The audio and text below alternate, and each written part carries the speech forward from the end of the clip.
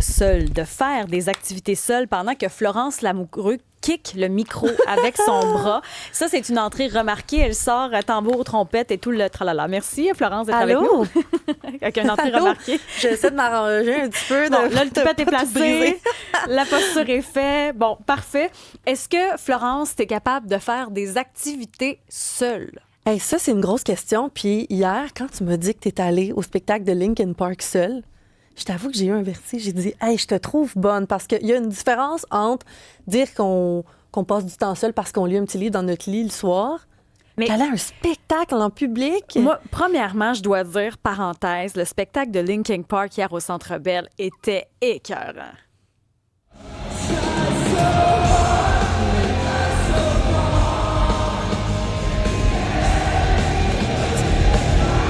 Imagine, j'aurais raté ça parce qu'il n'y avait personne pour m'accompagner. Je me serais mordu les doigts ce matin en regardant les publications depuis longtemps. Ça fait longtemps que tu m'en parles. Moi, je me sentais comme s'il y avait encore un top 5 anglo le matin à Musique Plus. Je veux dire, c'est des souvenirs. Puis en même temps, on a marié la nouveauté avec la nostalgie, avec Émilie, la chanteuse qui a remplacé Chester Bennington. Bref, je me serais vraiment mal vu pas le faire. Puis le blocage que tu as, je peux le comprendre, j'ai déjà eu. Puis je me rappelle même d'avoir déjà vu quelqu'un seul au cinéma à Sherbrooke puis me dire « Ah, il fait pitié, le monsieur. » Mais c'est ça, souvent, la réaction. Mais de fil en aiguille, je me dis, ben non, pourquoi je me priverais parce que personne n'est disponible ou pourquoi, des fois, j'ai pas le temps de booker ça ou des fois, c'est spontané, j'ai le goût d'aller voir un film ou j'ai le goût d'aller me balader. Maintenant, je le fais sincèrement, sans me sentir mal puis sans me dire que les autres autour vont me juger. Fait que t'as même pas hésité hier à te dire, personne peut venir. J'y vais-tu pas? C'était sûr que tu y allais. C'était sûr à 100%. Je me suis dit, je vais en profiter davantage. Si jamais je veux partir avant la fin parce que je suis fatiguée, je le fais. Si je veux pas aller à la première partie, je le fais. Je me sentais très libre. Il y a cette liberté-là aussi d'être seule. Je suis pas allée manger avant. J'ai travaillé tu pars plus quand tard. Tu veux. Exact. Ouais. Non, mais moi, c'est un défi que je m'étais donné en 2025 de passer du temps seul parce que souvent, j'avais l'impression que depuis quelques années, depuis que je suis célibataire depuis 3 ans et demi, que j'en passais du temps seul parce que je me disais, à mon appartement, souvent, il y a personne. Je fais du ménage. J'écoute des podcasts toute seule, je lis des livres dans mon lit. Puis ma psy, elle me dit récemment, attends une minute, là, ça, c'est pas tant passer du temps seul. Oui, mais tu conditionnes toujours ton cerveau à faire quelque chose, même si t'es seul. Même si c'est comme être un peu micro-seul parce que tu as aussi ton cellulaire à côté de toi où tu peux regarder Instagram puis pas te sentir vraiment seul. Elle m'a dit, je te donne le défi de partir en randonnée. T'aimes ça, là, puis ça fait longtemps que tu me parles que t'as personne pour aller faire des randonnées la fin de semaine. Prends tes affaires puis va en randonnée toute seule. Et c'est ce que j'ai fait. Oui, bravo pour ça, parce que tu vois, il y a Alex qui dit au texto, moi, j'aime aller déjeuner au restaurant seul, prendre mon café tranquille puis lire l'actualité. J'aime aller au cinéma l'après-midi, les journées de congé. Étienne aussi, aller au cinéma seul pour vivre des émotions plus intenses. C'est vrai qu'au cinéma seul, là, je peux pleurer puis faire des sauts en 2 secondes sans me dire que l'autre à côté va me trouver intense. Mais moi, Flo, la question que je te pose, c'est quoi le blocage? Qu'est-ce qui fait que tu as peur de faire des activités seules? C'est une grosse question. Puis c'est ce que j'ai essayé d'élucider. Puis le matin, avant d'aller faire ma randonnée, je me suis rendu compte que je tournais en rond dans mon appartement. J'ai appelé une de mes amies, même ma coloc qui était à New York, que j'avais décidé de pas aller cette fin de semaine-là. J'ai appelé ma mère. Puis à un moment donné, il est rendu 12h30, puis je me dis, est-ce que tu te donnes le coup de pied dans les fesses et tu y vas? Donc, j'ai fait 1h30 de route, je suis allée en randonnée. Et là, je m'en allais faire l'ascension, puis me mettre de la musique. Après, je me suis dit, attends, il me semble que si tu te mets de la musique, c'est encore une fois distraire ton cerveau à pas rester dans tes pensées. Donc, je me suis dit, regarde, fais au moins la montée sans musique. Puis finalement, en haut de la montagne, j'ai mangé tout seul. Puis après que j'ai redescendu sans musique, j'ai trouvé ça pas pire. Je me suis dit dans ma tête, je vais vraiment prendre le temps de penser à certaines affaires puis juste être avec moi-même.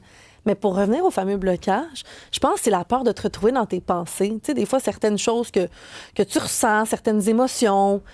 Quand tu écoutes de la musique, des podcasts, tu fais du ménage, tu penses pas à ces choses-là. Je pense que c'était ça. Mais finalement, c'était moins pire que ce que je pensais. Est-ce que tu as peur du jugement des autres, de dire, regarde la fille pas d'amis qui est toute seule? En montagne, moins. Mais j'avoue que ce qu'Alex nous dit sur la messagerie texte, d'aller déjeuner au restaurant. Oui. Moi, je vais déjeuner, je vais manger ça. Penser, là, je me dis, oh mon Dieu, imagine les gens autour de moi, ils vont dire, fais-tu pitié? Le jugement des autres. Dans le fond, tu serais peut-être la plus heureuse de la place. Jean-François Roy, derrière les platines, toi, est-ce que tu es capable de faire des activités seule?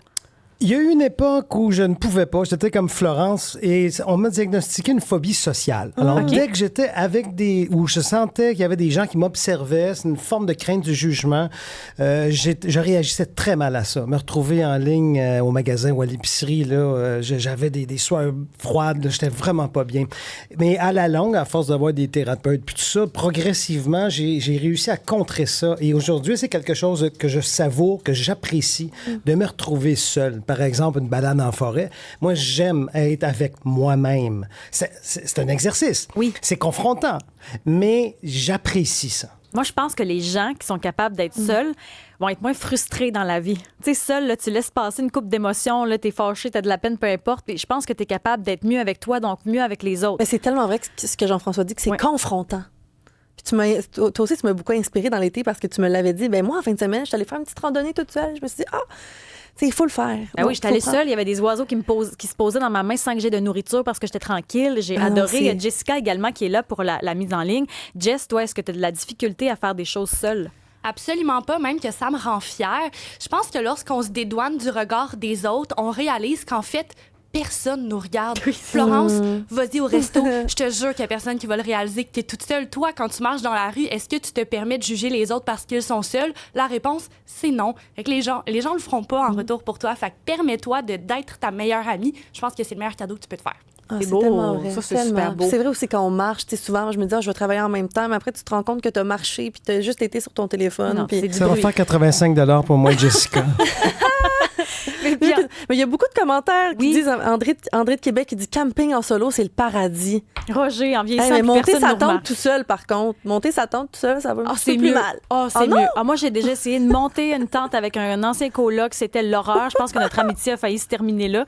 On est mieux de monter notre tente toute seule. Je te le dis, quand tu comprends comment ça fonctionne, c'est plus simple. Et rapidement, en terminant, petit clin d'œil à cette vidéo que tu as vue passer sur les réseaux sociaux concernant la langue en anglais. L'anglais fait encore réagir cet été. Oui, l'humoriste Phil Brown qui dénonce un client McDonald's qui s'en prend à un jeune employé qui parle pas anglais. Le client a lancé sèchement à l'employé qui travaillait là, vraiment un très jeune employé. You're in Canada, speak in English. Hein? Rien de moins.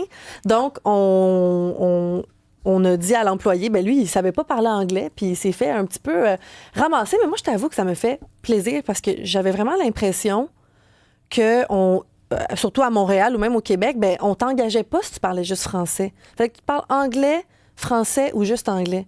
Fait que de voir qu'on donne des emplois à des jeunes qui parlent juste français, ça me rassure, ce que je me dis. Moi, c'est la langue officielle. Ce que je trouve particulier, au fait, c'est que cet homme-là, je sais pas si on a la vidéo, mais cet homme-là... Je vais juste te déposer là. Mon café noir. Et il y a un petit gars derrière le comptoir qui colle les commandes. 2,68, un muffin. Et là, il y a un gars derrière moi, une espèce d'énergumène là, qui ballotte jusqu'au comptoir. Il marche pas, il ballotte. Là. Il a pas l'air content. Là. Il a faim. Là. Ça, il prenait un bon muffin au chocolat pour partir sa journée. Là, tu sais, là. Genre de gars. Là. 2,68, muffin. Il arrive au comptoir puis il regarde le petit gars. Le petit gars était tout petit. Là. 3 ans et demi. Là. Pénurie de main d'œuvre. Là. Tout petit, le gars. Là. 2,68, muffin. Super naïf. Le gars le regarde dans les yeux puis il dit « Hey, you're in Canada. Speak in English. » C'est ça le problème. C'est que lui, cet homme-là, pense qu'au Québec, on doit absolument l'aborder en anglais en premier. En plus, le mot, c'est muffin. Muffin, ça se dit.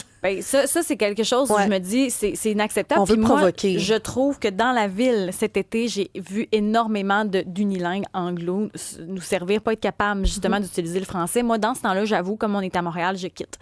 Je réponds pas, je quitte. À Ottawa, je parle en anglais, mais à Montréal, je trouve que c'est quelque chose où c'est une notion de respect. Tu peux être bilingue, c'est parfait d'être bilingue, mais la première langue où tu dois servir quelqu'un, c'est en français. On engage beaucoup de gens qui parlent seulement anglais.